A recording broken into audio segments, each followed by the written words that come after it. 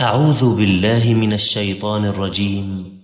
بسم الله الرحمن الرحيم.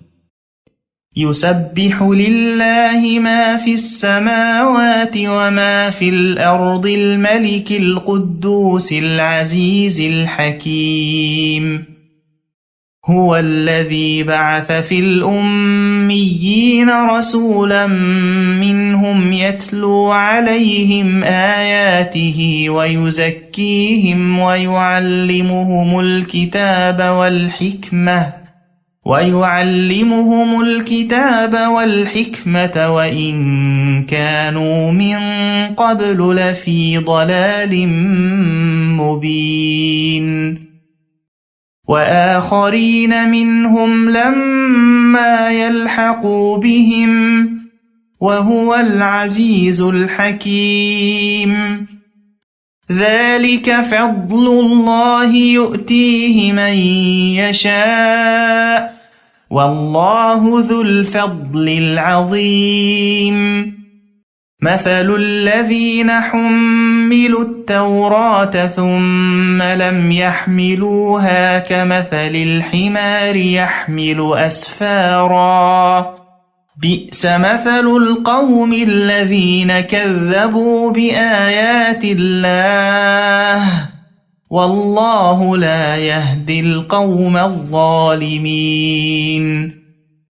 قل يا أيها الذين هادوا إن زعمتم أنكم أولياء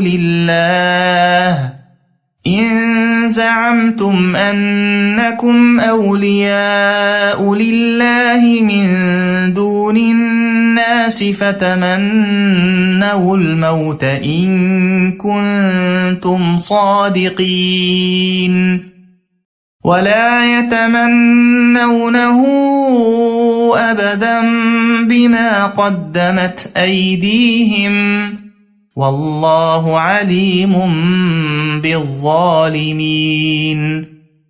قل إن الموت الذي تفرون منه فإنه ملاقيكم ثم تردون إلى عالم الغيب والشهادة فينبئكم بما كنتم تعملون. يا أيها الذين آمنوا إذا نودي للصلاة من يوم الجمعة فاسعوا إلى ذكر الله وذروا البيع ذلكم خير لكم إن كنتم تعلمون. فإذا قضيت الصلاة فانتشروا في الأرض وابتغوا من فضل الله واذكروا الله كثيرا لعلكم تفلحون.